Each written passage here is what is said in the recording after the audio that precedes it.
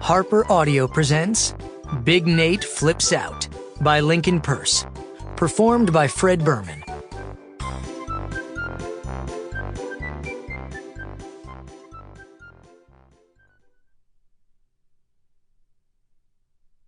Chapter 1.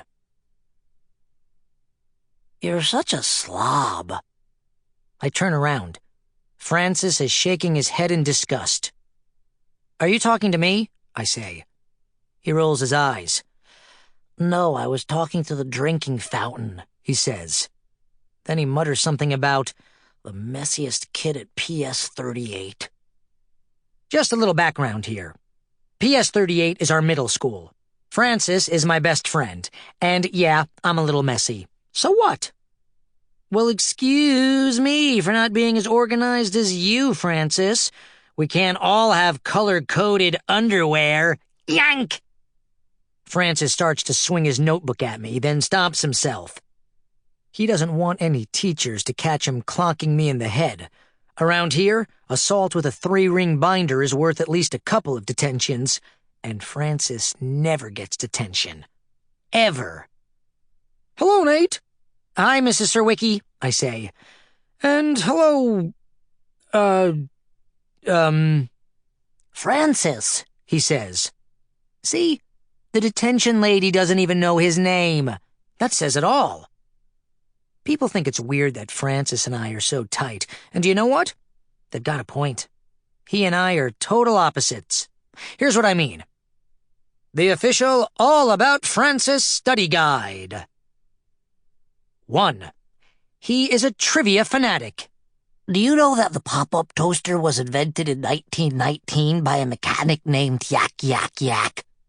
Hey, I like trivia too, but it's good trivia, like sports stats and movie lines, stuff you can actually use.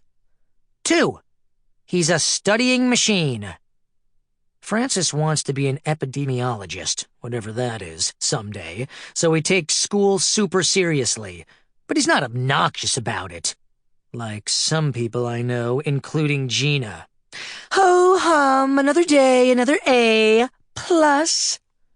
3. He's a cat person.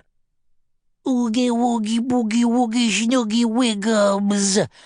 The less said about this unfortunate part of his personality, the better. 4. He acts like my Aunt Patty. Chew at least 20 times before swallowing, and then floss after eating. He doesn't have a mustache like Aunt Patty, but otherwise the similarities are uncanny. Okay, here's an FYI. Francis isn't really this much of a weenie.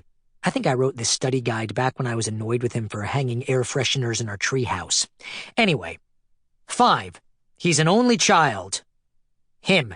Spoiled rotten. Me. Treated rotten.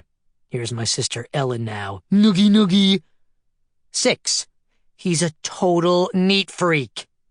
Of course I iron my tube socks. Who doesn't? Maybe the neatness thing should have gone at the top of the list. I've known Francis since kindergarten, and he's always been Captain Tidy Pants. Back then, he wouldn't even play in the sandbox without a package of wet wipes. Tsk, look, he says as we walk down the hall. That poster's not straight. Oh, brother. What's the big deal about a crooked poster? I ask him. It looks sloppy, he answers, frowning. It detracts from the hallway's overall feng shui. Feng who? Gesundheit, Teddy says, giving me thwack with his binder. Hilarious, Teddy, I grumble, rubbing the bump on my head. You've still got it, which isn't saying much. Shove. Come on, guys, Francis says. We've got science. Great. Science with Mr. Galvin. Ever sit through a late-night infomercial for one of those useless kitchen appliances? That's what science is like, except you can't change the channel. I'm handing back your homework assignments, people. Nicely done, Gina, Mr. Galvin says. She flashes her usual smirk. Francis, great job, he says next. I look over and Francis holds up his packet so I can see it. An A. No big surprise there. But it's good news just the same. Sample complete. Ready to continue?